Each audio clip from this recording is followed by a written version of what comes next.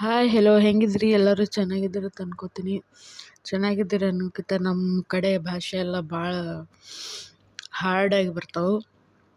ಅಂದಂಗೆ ನನ್ನ ಹೆಸರು ಏನಂದ್ರೆ ಹೆಸರೆಲ್ಲ ತೊಗೊಂಡು ಏನು ಮಾಡ್ತಾರೆ ಬಿಡ್ರಿ. ಅಂದಂಗೆ ನಿಮ್ಮ ಹೆಸರೇನು ದೇವ್ರ ಹೆಸರು ಇಟ್ಟಾರೋ ಅಥವಾ ಹಿರಿಯರ ಹೆಸರು ಇಟ್ಟಾರೋ ಅಥವಾ ಯಾವುದರ ಸಿನಿಮಾ ನೋಡಿಟ್ಟಾರೋ ಅನ್ನೋದು ಕಾಮೆಂಟ್ ಮಾಡಿ ತಿಳಿಸ್ರಿ ನನಗೆ. ಯಾಕಂದ್ರೆ ನನ್ನ ಹೆಸರಿಂದ ಸ್ಟೋರಿ ಹೇಳ್ಬೇಕಂದ್ರೆ ನಿಮಗೆ ನನ್ನ ಹೆಸರು ಫಸ್ಟಿಗೆ ನಮ್ಮ ಅಪ್ಪ ದೇವ್ರ ಹೆಸರೇ ಇಟ್ಟಿದ್ರು. ಆಮೇಲೆ ಸ್ಕೂಲಿಗೆ ಹೊಂಟ್ಮೇಲೆ ಮೂವಿ ಬಂದಮೇಲೆ ಹೆಸರು ಚೇಂಜ್ ಮಾಡಿ ಆ ಮೂವಿದು ಅಪ್ಪು ಸರ್ದೊಂದು ಮೂವಿ ಬಂದಿತ್ತು. ಆ ಮೂವಿದಾಗಿಂದು ಹೀರೋಯಿನ್ ಹೆಸರು ನನಗಿಟ್ರು. ಹೆಸರು ಅನ್ನೋದು ಎಷ್ಟು ಇಂಪಾರ್ಟೆಂಟ್ ಐತಲ್ಲ ಜೀವನದಾಗ.